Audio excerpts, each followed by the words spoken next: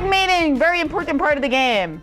Now, the stronger you get, the more likely it is that your opponent will castle, right? So instead of checkmating a king that's in the center of the board, a lot of times we're dealing with checkmating a castled king, right? A very typical situation is one like this. Now, we're white in this position. The material is equal, but one side has a big advantage. Which side has a big advantage here? Yeah, White. Why? Well, because he's got many threats for checkmate. That's part of it. Another thing is, what can you tell me about black's pieces here? All crowded up. They're crowded up, and they're also not doing what? They're not defending the king side, right? So this king has no defenders on it, right? Even though it's good that these pawns are helping protect, usually we want a piece or two to protect as well, right? Like typically we would have at least a knight on f6, right? And that would do a really good job of keeping the queen out and defending h7. Right now, all of our pieces are off to the side. So if you were white, how would you start trying to create checkmating threats? Charlie? I would say knight g5. Knight g5 is one way to start. What's another way to start?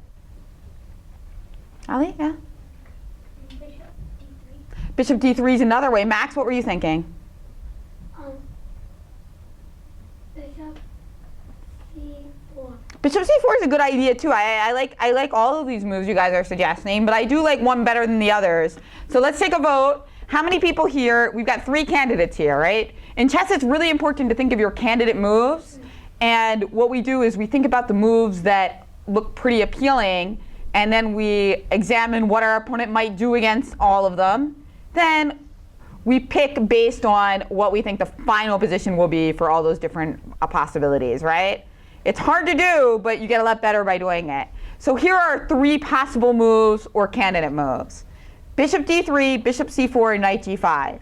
So take a minute and tell me, we'll vote and see which one gets the most votes. So knight g5, bishop here, and bishop here. Those are our 3 moves. Okay, how many people will play knight to g5? Raise your hand. All right, we've got 1, 2, 3, 4, 5 votes for knight g5. How many people will play bishop d3? Raise your hand. We've got 1, 2, 3, 4, 5, 6, 7, 8. We've got about 8 votes for bishop d3. And how about bishop c4? No votes for bishop, just 1? Okay. And then a lot of people who abstained from voting. All right. So I like all these moves, but bishop d3 is very direct. I like that move the best. We are threatening checkmate in 1. Where's a checkmate in 1 that we're threatening here? Blaine? h7 with what? The queen. Right, with the queen. We take with the bishop, it wouldn't be mate. So queen h7 checkmate is our threat. Now, how would black try to defend against it? Jonathan? g6. g6, what's the other possibility? h6. So h6 or g6 are the 2 possibilities to defend against checkmate here, right? Now, suppose they play h6. What would you do now as white?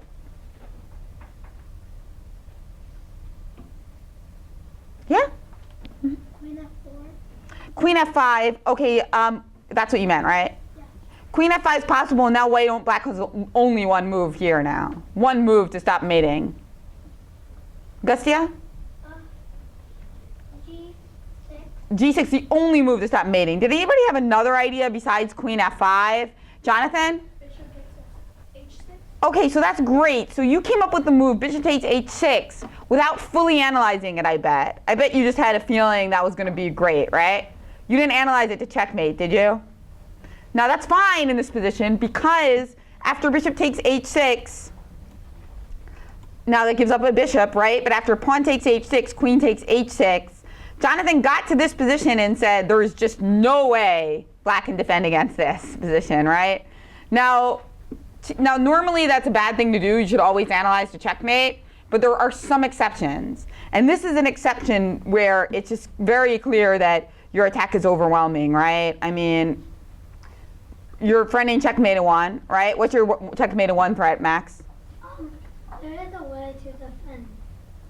But it's not going to be enough. Like you can defend against checkmate in one. First of all, what's checkmate in one threat? Let's go there first. Yes, can you remind me your name? Darian. Darian, yeah. Queen H7. Queen H7 is the mate in one threat. So first of all, there's not that many ways to defend against it. If you play something like this is insufficient. Why? How can white mate here? There's two ways actually. One's an important pattern, so I'm going to show you the slow and the long way. There's one that is just mate in two, but there's one that's a pattern that we need to go over. So somebody want to show me the short way, and somebody can show me the long way. What's the short way? Short way to checkmate. Anybody see checkmate in two? I'm gonna, yeah, over there? Yeah?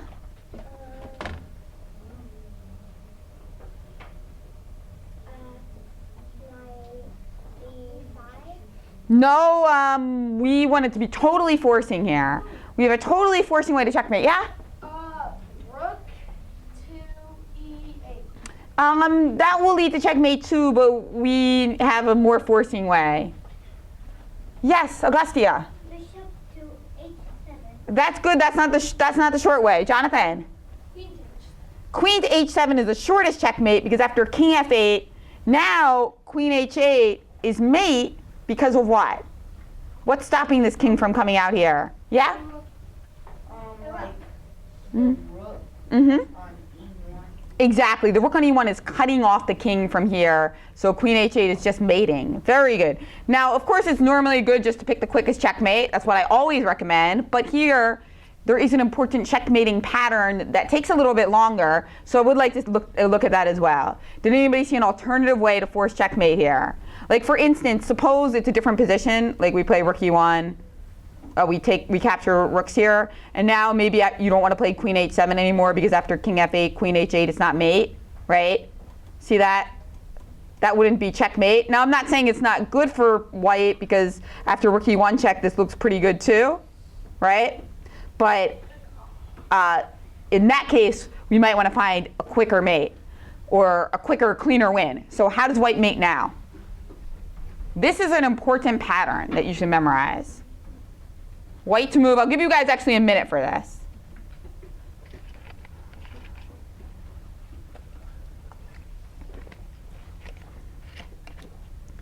And this is the kind of thing where if you've seen it before and you've seen it a few times, you should be able to find the checkmate instantly, even though it's like 4 moves deep. Whereas if you've never seen it, it will take you some time. And that's why we study checkmates at home, so that when we see them on the board, we can see it instantly. We got a couple answers. Yes, in the red shirt. What's her name again? Avi? Joseph. Oh, Joseph. Okay. Okay. So I know the first. What's the first move? I'm thinking the rook, but I'm wrong. What's that? Bishop to A7. Bishop to H7. Excellent. Now this doesn't look at first like the best move because it's blocking your queen from the attack. But now after King to H8, you have a really smart maneuver here that creates a checkmating attack. So I know that we've got a couple people who've got it. I think Jonathan and Charlie both have it, but I'm going to give people a little bit longer to find it on your own, because if you find it on your own, then your chances of remembering it are a lot higher. In general, you should remember that. If you have somebody show you something, sometimes that's okay because you've been working at it for a while, but it's always going to be more instructive if you try it yourself and go through the motions of figuring it out. So that's what you should attempt. Max?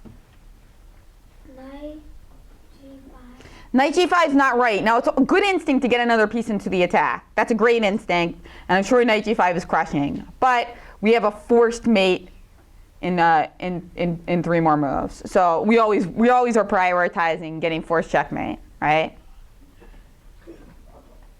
Yeah? Queen to F6. Queen to F6 is not the fastest way, although actually that does win. That's a good idea too. Queen F6, now after King H7, what's your idea? You do it. It's less typical, but that is a winning checkmating idea as well. So after Queen F6 check King H7, what would you do? I would After queen to f6 check, which is a good idea, it does win. After king h7, now how would you finish this off? This is just not as typical of a pattern, but it's also definitely a forced checkmating variation, yeah? Knight G5. Now after knight g5, when the king goes back to g8, what were you going to do? Move your queen Queen to H. Let him finish, and then I'll go to you next, yeah? Queen to N- f6. 5. No, knight g5, king g8. Try to visualize that. Where are we? After knight g5 check, king goes back to g8, then what would you do? Queen x f7. Exactly, and then after king h8. Queen h7 checkmate. Very good. Okay, see that? Those of you who were in my last class, we were doing more basic versions of this, but we were always seeing this important checkmate with the queen right against the king, defended by a piece. So that was excellent. Very good. That is not as typical of a pattern of what I'm looking for, but it goes to show how overwhelming White's position is that he has so many different ways to create mate. And that's why, of course, in addition to castling, you also want to leave some defenders over in the castled position. But there's a more typical pattern that I would like us all to memorize as well. Do you see the other way to checkmate here? So he's using the knight, but there's a way to use another piece to try to pinpoint black. Not the rook, actually. It's not the rook. Charlie, what were you thinking? At first I was thinking queen f6, but bishop g6. Bishop g6 is a very typical pattern here. Excellent. Now after bishop g6 check, notice that you're also targeting this pawn right here. And then after king to g8, what can white do? Why wouldn't they take the Because it's a discovered check, right? So notice when your bishop moves, it's discovering check on the king, right? And then after king here, now how does white finish him off? Yeah, do you see? See how white finishes off? Very similar to his variation, but now instead of using the knight, we're using the bishop. You want to see? Do you see him? How can white finish him off? So if we played here, that would just be repeating the position. If we repeat the position 3 times in chess, what is that? A stalemate. It's not a stalemate. It's a draw. Threefold repetition. Draw. It's a draw. It's a type of draw, right? But it's not a stalemate. So bishop h7 check, would we want to do that when we have such an overwhelming position? No, right? You'd want to. So instead, how would white finish black off here? Queen g7 loses the queen, and also we want you to raise your hand, okay? So try to find a checkmate in 2 moves here. Ooh, I can find it. I know you can, but let me see who else can. Yeah, any thoughts? Got it? Mm-hmm. Queen H7. Queen h7, excellent. And notice the difference here. Now when the king goes to f8, instead of playing queen h8, allowing you to escape, we can go where? Queen takes f7, right? So see how that was very similar to the checkmate over here, except now the queen is defended by the bishop instead of the knight. These checkmates, they keep coming up, right? Now, Jonathan, I know you're very experienced. You won the kids tournament. You play in a lot of the adult tournaments. But it took you a little bit of time to see this pattern. Have you seen it before? Yeah. You have seen it before, okay. And you know what I mean? Like you said your favorite checkmate was a smother mate. That's a checkmate that if you've seen it before will take you about, how long will it take you to find it? Yes, whereas if you've never seen it before, it would probably take you a full minute or even more, right? So this is exactly why we need this pattern recognition. You see this position, you can see this now in a few seconds as opposed to a few minutes. Does that make sense to everyone? And that's why it was so easy for Jonathan to quickly play bishop takes h6, because you can just tell like the math here. This is math. We've got 1, 2, 3 attackers. How many defenders do we have? One. Kind of two. I would say 0. I mean, you count this pawn? I don't know if you can count this pawn. I mean, this is probably the best try to play f5 here, so that at least this beautiful bishop is cut off. That's got to be the best try to stop mating attack here, but it's... And it gives the king more space. It's true. So what would you try to play here as white to win the position? Oh, there's so many wins here, actually. There's one that's like just very simple.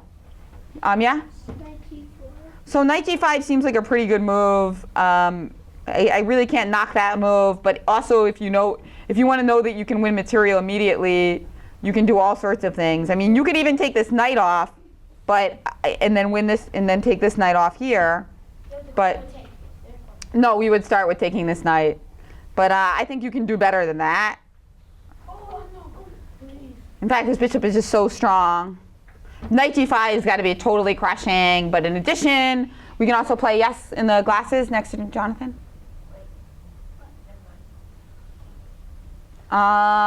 Yes, and rook e7 the knight can take. But of course we would love to have our rook in the game. Jonathan? Queen G6. Queen g6 and then after king h8. Knight, or you can take the pawn with bishop. You can bring the knight. I mean, there's so many wins here. Yeah, I mean, I like this move, bringing the rook into the game and threatening mate in one. I mean, not threatening mate in one, threatening mate in two. Yeah, just two. Yeah, it looks like we need a few moves to actually execute the checkmate, but it's totally over. And also, this isn't take.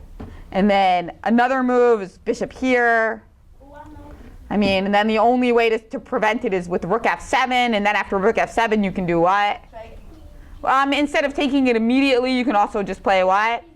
Queen g6 check first, and then you're going to lose the whole rook because you can't even interpolate this. So the point is that there's multiple wins after bishop to h6, pawn takes h6, queen h6.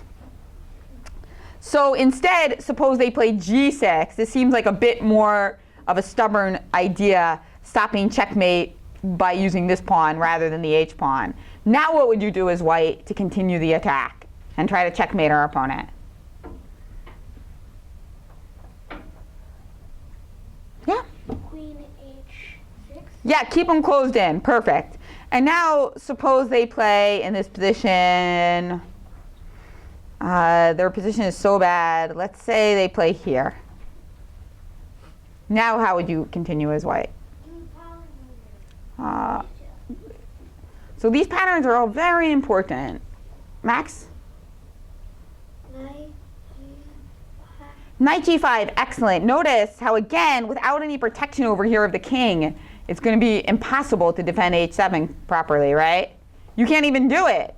Queen h7 is just coming, right? So this position is now already totally over. So in order to try to prevent checkmate, black would have to try something here, but it doesn't seem like very likely. Like, for instance, maybe they'll play f6 to stop the move knight g5. And now what could you do? Let's raise our hands, guys.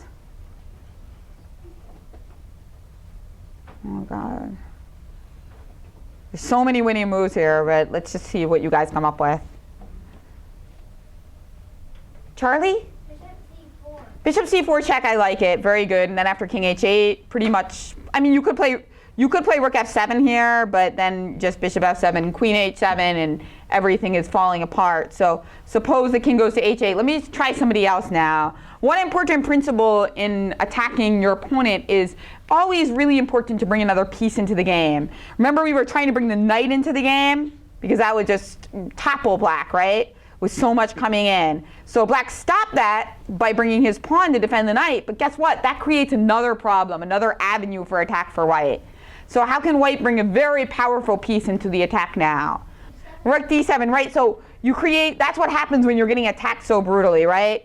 You stop one problem, which was my knight coming to d5, and then you just create another problem, right? That's why you need pieces to defend, right? Because when you defend with pawns, sometimes it works out, but a lot of times you solve one problem and create another problem. That's what happens when you're only relying on pawns for defense. So rook to d7 now, threatening checkmate over here. And it looks like a really bad situation. Although I did just notice that they can play, they do have an idea here that might be kind of annoying. So maybe I wouldn't, yeah, this move here makes things a little bit more complicated. So maybe this was not actually the best move. You know, we should have done it in a slightly different order. The best way to make this just totally devastating is by switching up the move order and distracting the queen momentarily. So rook d7 is just so crushing if it's not for bishop takes h2 check. After which the situation becomes more complicated. Listen, it's still pretty good for white because, like, so we could just take with the knight, and then after queen takes, rook, bishop takes, and it still looks like there's going to be some attacking chances here for white. We basically have two pieces for a rook and a nice attack, but that's not good enough for me. I'd rather make them resign. So an even better way to try to finish the game, yeah. Bishop takes a6. Exactly. Bishop takes a6 first, and then after queen takes a6. Yeah. Now after rook d7, there are no tricks, and this rook is just dominant, right? There's no way to prevent queen takes h7. Not even for a move, right? I mean, well, that's it, right? Rook to f7, and now there's no more moves except. Can anybody find a way to prolong the move one more move? Just in case your opponent's flag is about to fall. Yeah. Mm-hmm. Yeah. Oh, I'm calling on you. Yes. I found 2 extra moves. 2, really? Yeah. Bishop. Oh yeah, you're right. Of course. Yeah. 2, but you have to do it in the right move order, I think, to get away with 2. You might only be able to do 1. Only that. I think you can actually only do 1. You could do 2. But there are 2 options. There are 2 options. Yeah. You could This take. move You is could overwhelming. Okay, but he was saying you could play bishop takes h2, You're done. or you could Queen. just play queen f1, yeah. And now that prolongs the game 1 move. See, I see we got some ICC or chess.com blitz players who know how to prolong the game for just a move or 2 in case your opponent's about to lose on time. All right, so what we learned here is it's really important not only to castle, but to keep some defenders around your castled position as well, right? And the other thing that you need to know is when your opponent does threaten this type of checkmate, be careful because, yes, sometimes you have to play g6 or h6, but there are the kind of downsides to both moves as well. In the case of h6, the downside was that it became a target for the sacrifice, right? In the case of g6, what was the downside? This one, It opens up in well, it opens up this nice h6 square for the queen to rest, and then we really, you're not going to be able to get the queen away. I mean, basically what black would love to do here, if he had the coordination and this knight weren't hanging, is to play queen here, right? Generally, when you're getting attacked so much, you really want to figure out how to trade queens. But because that's so impossible for black to actually do, there's so many steps that would have to occur first. This position just looks totally losing for black. Good job, guys. So every attacking position, you gotta look out for this stuff. Now in this position, if it was white to move, what would you do? This is an example of how important it is when you're black to notice these things coming up and try to trade queens if you can, or find other clever ways to defend. So here, what would you do if it was white to move? Yeah? Queen h4. No, queen h4 is too slow. You need to be even faster. Queen h4, is a little bit too slow. Max? Queen h6. Queen h6, yes, you need to try to threaten checkmate immediately. It's actually black's move, so I'll just make a move. And then after queen h6, how does black defend against this threat of queen g7 mate? Max? How do we defend against this threat of queen g7 mate? Yeah? Queen c3. Well, you can have to. Queen c3, does that work? Do we can just, Doesn't really. what can white do here? What we can just checkmate in 1 move anyway, right? So basically this is an example of weak dark squares. That's another reason why a lot of times you don't want to play this move g6, because sometimes you can get these types of ugly mating situations.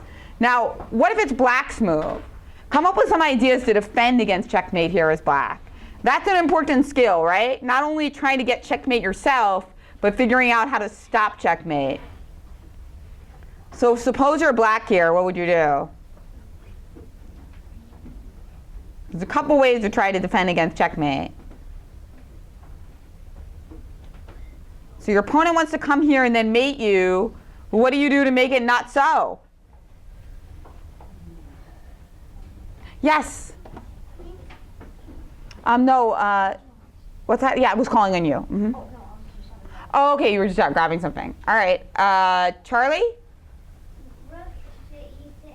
Okay, rook e6 is one idea. Oh, sorry, I played a move. Okay, so rook e6 is one idea. What were you thinking, Jonathan?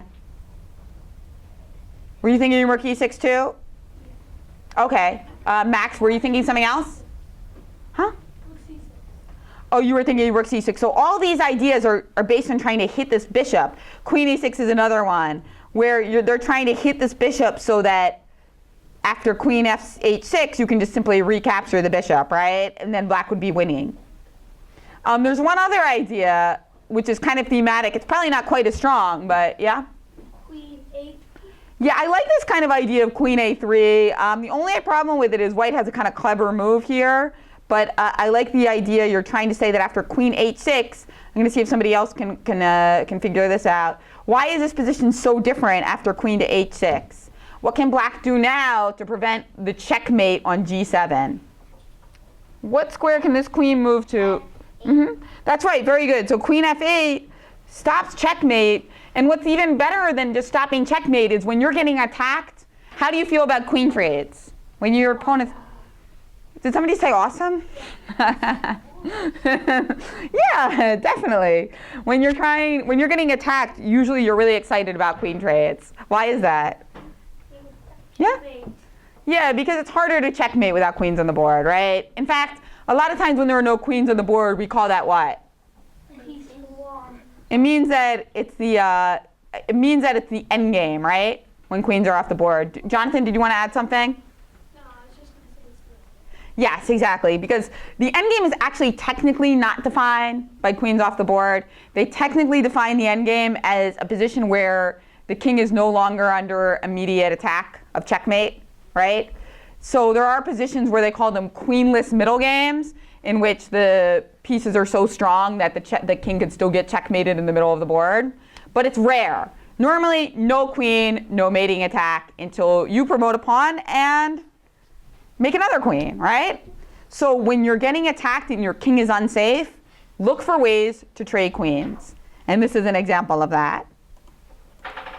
Yes, question? You can also check the 2 bishops and a bishop and You can checkmate with 2 bishops versus a king, yes. But that's 2 bishops versus a lone king. If you have 2 bishops and your opponent has some pieces, usually you don't have any kind of checkmating attack. See what I'm saying? So that's the difference. All right, guys, you guys did a really good job today. I'm going to let you guys have a chance to play amongst each other, maybe warm up. Raise your hand if you're playing at 2:30 in the tournament. So give you a chance for a little warm up here.